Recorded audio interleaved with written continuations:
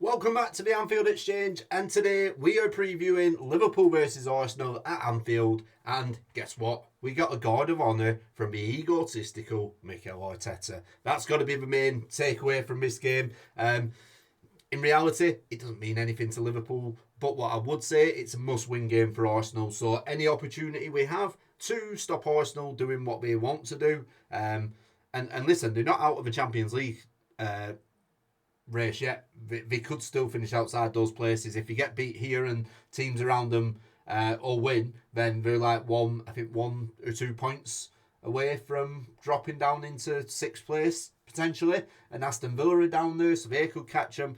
Look, it's a big ask, but Arsenal need to start picking up some points, and I would love it if we went out and beat them. So yeah, look, we're going to get the guard of honour. That's the main takeaway. That's what everybody wanted. We wanted it at Anfield from Arsenal, our title rival. And I would be playing a strong squad for this, if I'm honest. I think, like I say, we want to make the top four as tough as possible for Arsenal. If we can have any impact in them finishing third, fourth, fifth, even sixth, then I think we should try and do it, just to keep the fans quiet more than anything. What we do got to take into account, I don't think it will be Arsenal's full strength team. Obviously, they've got the game against PSG that they played in midweek, so I think they'll be resting a few players after that. But look, it's all about us. This is our first game at Anfield as Premier League champions. It is party time. It is party time despite the news that we heard about Trent Alexander-Arnold this week. We have to put that to one side and completely forget about that. He is no longer, in my view, if you watch the video I did on Bank Holiday Monday, he's no longer, in my view, part of Liverpool Football Club anymore. We have to put that to one side, and we can carry on partying. We've got a good few weeks yet of partying. I'm still up here in terms of my mood, and yeah, just can't wait for the rest of the season and for the parade, and yeah, just to be champions for the next year, basically. And look, we've had that moment at Anfield against Tottenham. I think every game we play now at Anfield, the one against Arsenal and the one at the end of the season against Palace, where we're going to lift the trophy, I think it is party central in it, really. So yeah, let's just enjoy the rest of our time as champions. Long may it continue. So I'm going to start off going into a predicted lineup. It's going to be pretty straightforward. It's going to be Alisson in goals. Again, I want to go for a strong squad. So Alisson in goals, Robbo, Van Dijk, Konate, Bradley at right back. Don't want Trent anywhere near the team. So Bradley's going to start, and if need be, cover for Bradley because he's just come back from this injury. I would be bringing Quansah on. I wouldn't even have Trent in the squad. In terms of my midfield three, I think he's going to revert back to McAllister, Gravenberch and Szoboszlai. I think, obviously, Elliott got his chance last week against Chelsea. Endo got his chance. I thought Endo were brilliant, to be fair, but Elliott didn't really have an impact for me, and I think he makes more of an impact coming off the bench. So yeah, I'm reverting back to our first team centre midfielders. And up front as well, I think he's going to go strong. Salah and Gakpo out wide. I think he's going to go Diaz as a striker. Reason being, I'm still not seeing enough from Jota. Obviously, Núñez isn't going to start. I don't think he's ever going to give Chiesa a chance up front. So, yeah, I think by process of elimination, I think we're going to be looking at Luis Diaz, playing the number 9 role. I think in terms of the game itself, I think Liverpool are probably going to dominate the ball. I think if the fans can treat it the same way they did against Tottenham last weekend, I think we could be in for another comfortable afternoon. I think we'll dominate the ball. I think Arsenal will play with a low block and look to counter, which, yeah, I mean, that is a style of football that Arteta's used before. I think he'll just be looking to get out of this game with anything he can get, and I think he'll probably play for a draw. I don't think they'll come and beat us at Anfield, despite the sort of lacklustre performance against Chelsea last week. If we go with a strong team, I'm confident we get the win here. And I think that's how the game's going to pan out. We're going to have a lot of the ball. Arsenal will be tough to break down. I think we're looking at the two best centre-back pairings in Europe, in Saliba and Gabriel, and Van Dijk and Konate.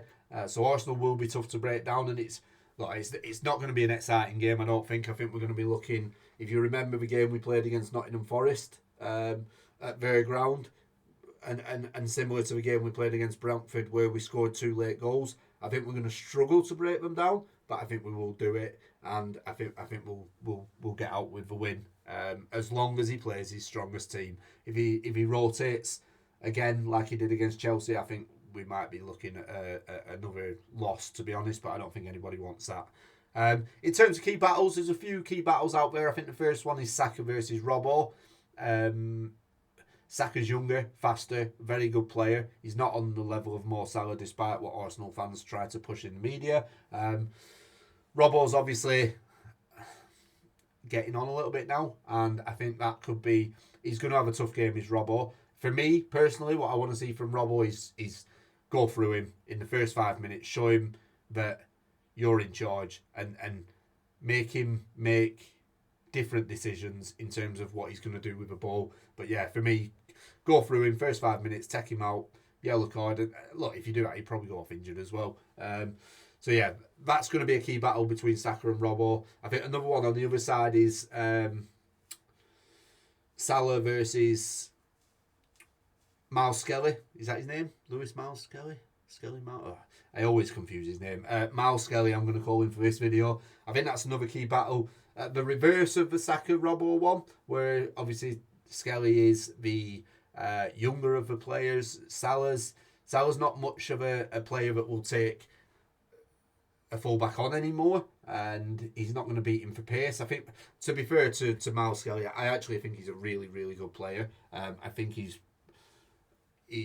one of the best players that Arsenal have produced in recent years. I actually think he's brilliant, and I think Salah probably won't get too much joy. So I think what Salah needs to do is try to play a little bit more inverted and pick up pockets in the spaces between the centre back and the left back. I think he can be dangerous there, and look, we know he can do it. As long as if he stays out wide too often, I don't think we're going to get too much joy. I think when he comes inside, that's where we'll get some joy. But obviously, a team playing with a low block, it's going to narrow the pitch. So yeah, there's pros and cons to it, but I would personally be trying to come inside and get Salah to have more of an effect on the game. Lastly, the last key battle I want to talk about is Declan Rice versus what I believe will be Szoboszlai.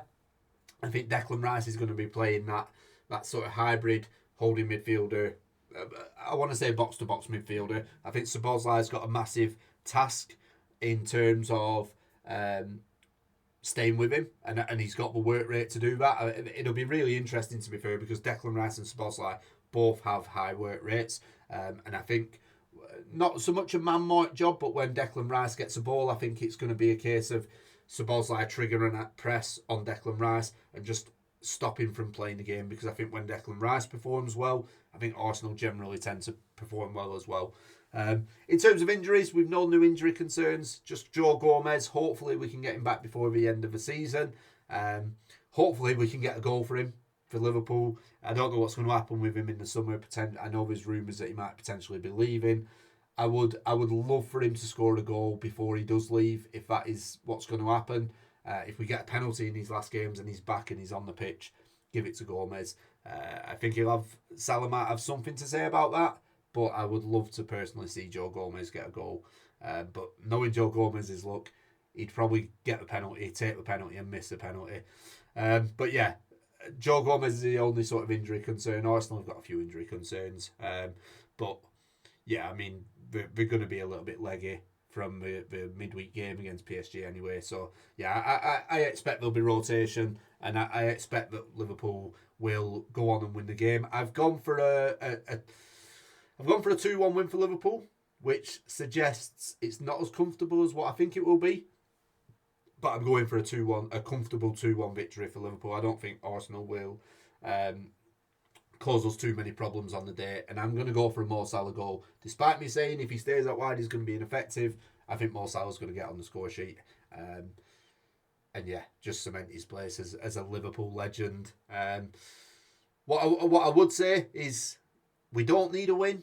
It doesn't really fucking matter, but I want to get a win just to keep the Arsenal fans quiet. The Arsenal fans are very vocal on social media. It would be nice to just peg them down a tad and just sort of let them take a step back and just a week off from Arsenal fans telling us how we're the best team in the world and blah blah blah. That would be nice for me. But yeah, like I say, ultimately we won the Premier League. It doesn't fucking matter whether we win, lose, or draw. We're still going to be partying the way we were against Chelsea. Yeah, onwards and upwards, and long may it continue. Let me know what you think of the game coming up. Let me know what you think. Oh, don't let me know what you think about Trent Alexander-Arnold news because I don't give a shit. That there's a video midweek that you can go back and comment on if you want to tell me your opinions on him. But like I say, as far as I'm concerned, he's done at Liverpool and he's done and dusted for me. But yeah, let me know what you think your scores will be against Arsenal. Let me know what you think the lineups will be as well. Whether you think we'll go strong or whether you think he's going to give more rotation to players like Chiesa, Elliott. Me personally, I think he's probably. I don't think these last few games are an audition for these players. I think he's probably made his mind up throughout the season as to what he wants to do with these players. And yeah, I mean, I would like to see Chiesa get some minutes, but I don't think it's gonna. I don't think it's going to happen anything more than 8-9 minutes in the game. It just seems to be over between Liverpool and Chiesa. I think he'll be gone in the summer. But yeah, let me know what you think. I'll see you on the next one.